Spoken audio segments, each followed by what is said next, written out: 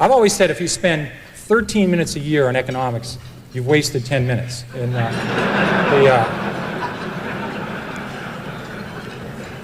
And, all you need to know about the stock market is it goes up and it goes down, and it goes down a lot. And that's all you need to know. Again, it'd be terrific to know what's going to happen in the economy, but I deal with facts. If inventories are going up, if copper prices are going down, if room occupancy is going the wrong way, if people are building too many hotels, I look at freight car loadings when I own railroad stocks. I deal with facts. I don't deal with people tell me something's going to happen in the future. You might as well call the psychic hotline for that stuff. I think you have a better average. You got plenty of time. This is true of Sally Mae, it's true of Dunkin' Donuts, it's true of Stop and Shop. People are so insistent, I'm that way too. I have to fight it. They have to buy a stock, let's see, it's now 501. I haven't found a stock yet today. I got to find a stock before sunset. You could buy Walmart 10 years after Walmart went public. Let's say you're a very careful investor. You waited. You said, I don't know if this company can make it. You waited for Walmart to roll it out. You could buy Walmart 10 years after they went public and made 30 times your money. 30 times your money. 10 years after they went public, they're only in 15% of the United States.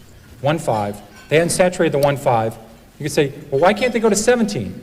Why can't they go to 19? I mean, why don't I take a leap of faith here? Why can't they go to 26?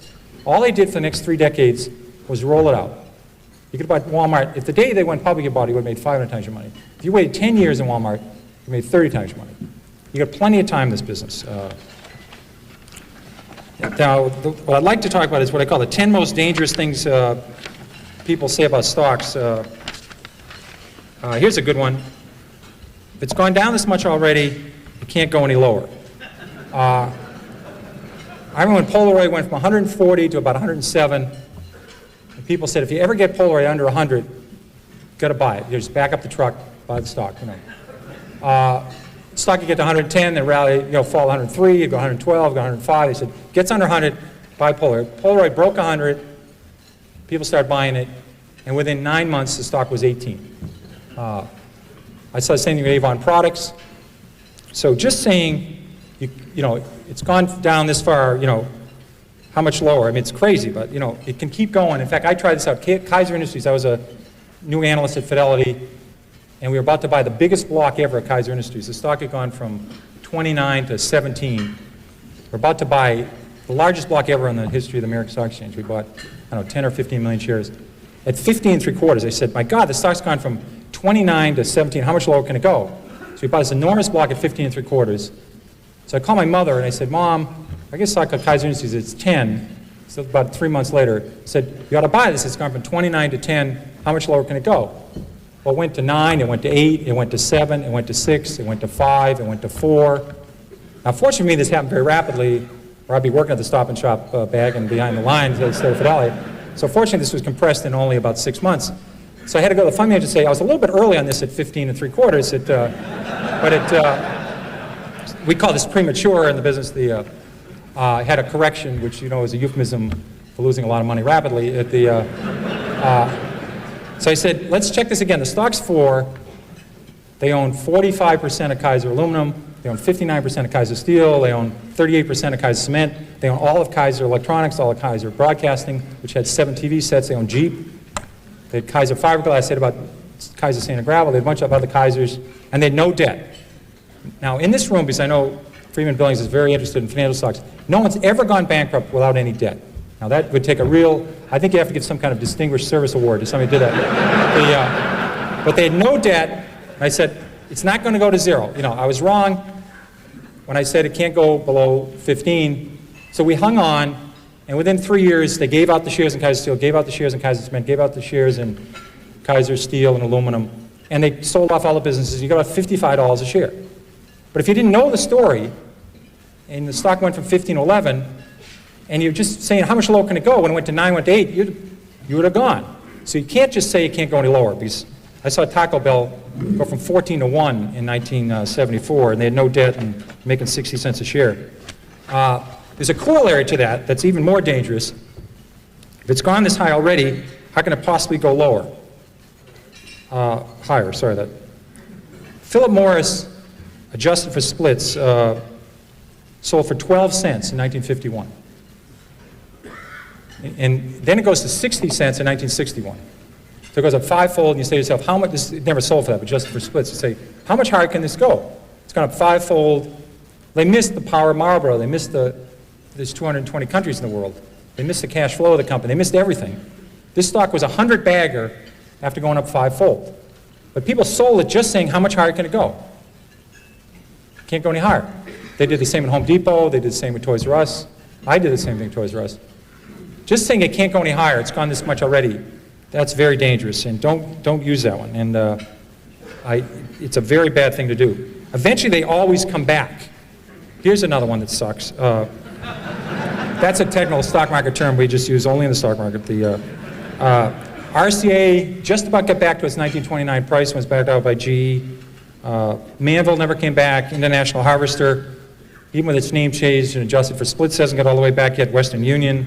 Double knits, remember those wonderful things, floppy disks? They don't have to come back, but they say eventually they always come back. Not true.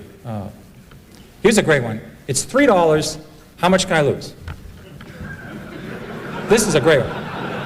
Because get out, I don't have a computer and I can't do high-level math, but just do this one. Let's say your neighbor buys $10,000 of a stock at 50, and the stock's now 3, and you put $25,000 in at 3, if it goes to 0, who loses the most?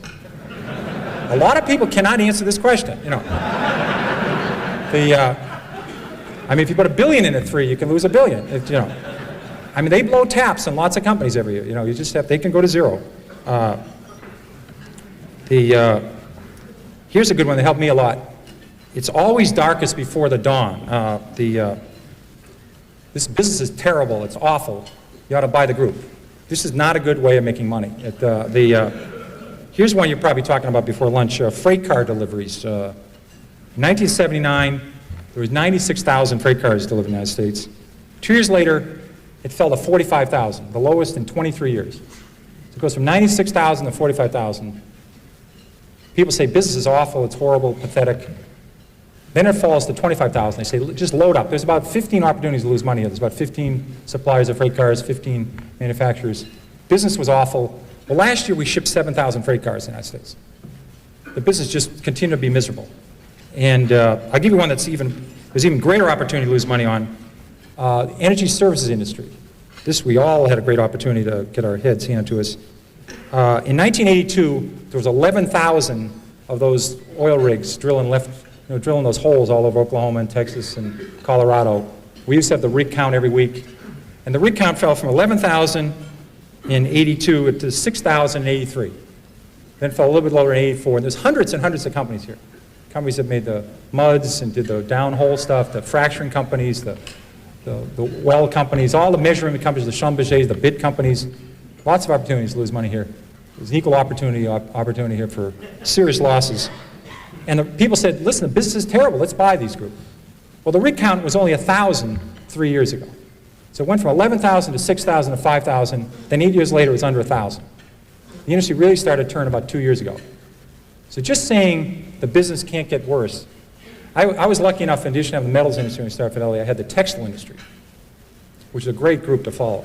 Because you follow companies like J.P. Stevens, who was founded in the 18th century, and West Point Pepperell was founded in the 18th century. Burlington Industries was one of the new companies that was founded in 1904. These people have been through recessions, depressions, world wars. They've seen it all. There's a great expression in the textile industry. It's always darkest before pitch black. Now that's a good one to remember, because when business is terrible, it can get considerably terrible. It can get terrible to the power of 6. And I love those numbers on freight car deliveries. You ever watch, I love the show Jeopardy. You ever watch Jeopardy and people come out, they will know those numbers. Remember, they'll know the numbers. And they'll know, you know, what country Box took his first vacation in, and they'll know Phil Rizzuto's batting average and what his wife's first name was, and they'll know the stock symbols of Xerox before it was Haloid, or, you know, they know everything. And you watch the show and you feel like an absolute idiot watching the show because they answer all these questions. But they're really smart. I've owned this stock before, King World. Right after it, they show Wheel of Fortune. And what happens is they'll have this word up there, and it'll be TH, and there's a T, and it says, I buy a vowel here, should I buy a U, you know, buy an I, and you know, they Vanna spins the wheel and they buy the A, and you're redeemed by watching the Wheel of Fortune after you feel like an absolute jerk on the Jeopardy game, and it's really smart. When I rebound to 10, I'll sell. Here's a great rule. Somebody buys a stock at 10 and it falls to 6. They say, if it gets back to 10, I'll sell. Now, I think the math, 4 and 6, I can handle this level of math. I think that's about a 66% return. You ought to buy it. If you think it's going back to 10, you ought to buy the hell out of the damn thing. But they think if it gets back to 10, I'll sell. Now, what you ought to do is never put down a round number, because I think for the next 26 years, this stock will go between 5 and 9 1/4. It'll never get to 10. So maybe put 9 1/8 or 8 3/4. But just saying the stock, if it gets back what I paid for it, this is a very important rule. This is one of the key rules. The stock doesn't know you own it. Remember that.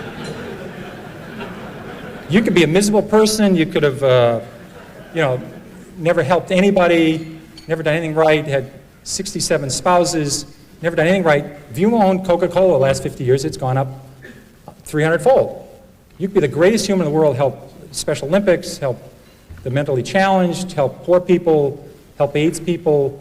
If you own Bethlehem Steel, it's lower than it was 30 years ago. It's not your fault. Don't take this personal, But people treat stocks sometimes like their grandchildren or a puppy. I mean, they think the stock knows who you are. It doesn't work that way. What may worry? I own conservative stocks. I don't have to worry. I own conservative stocks.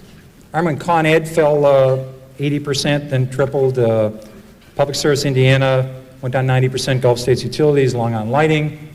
This may be an oxymoron. We had Quality Texas Banks that went to zero. We had Quality New England Banks that went to zero. These were companies that have been around for 150 years, 120 years. Saying I own conservative stocks, I don't have to worry. I've seen a lot of people, they'll inherit a stock from somebody. They'll say, my mother said on her deathbed, don't sell the Long Island Lighting. You always wondered, she's going to heaven, or hopefully where she's going to heaven. They talk about a Little League game or a vacation or a game of hearts they had, or imagine talking on your deathbed about Long Island Lighting. And you say, but you get these stories all the time. And I think your mother would have noticed, she wouldn't have sold at 29, but she would have noticed they had this little plant that was about $6 billion over budget, and no one wanted it, and wasn't working, and Long Island stopped growing. So maybe she would have turfed it at 22 or got off at 18. She wouldn't have let it go to 4. So just because you inherit some stock and it's so-called conservative, like Eastman Kodak fell 75%, IBM fell 75%, don't tell anybody you own a conservative stock. Companies are very dynamic. I don't buy that argument.